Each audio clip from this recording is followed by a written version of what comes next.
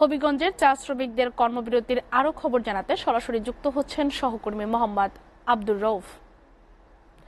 আব্দুর রউফ, কারখানা মালিক পক্ষ কেন গ্যাস বিদ্যুতের বিল পরিশোধ করছে না, এ ব্যাপারে তাদের বক্তব্য কি?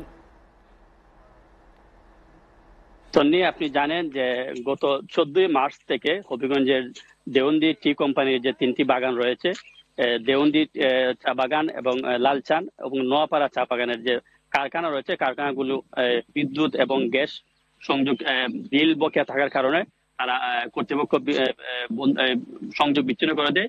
এতে করে কারখানাগুলো বন্ধ রয়েছে। তো ফলে কারখানার উৎপাদন বন্ধ রয়েছে।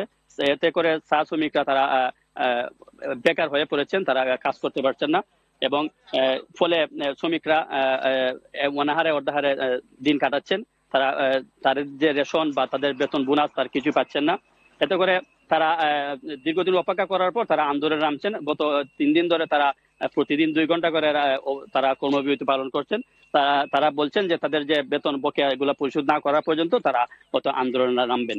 এ বিষয়ে আমি চা শ্রমিক নেতাদের সাথে কথা বলছি। তারা যেমনটি বলছেন যে গত আগামী সোমবারে তারা মালিক পক্ষের সাথে কথা বলছেন।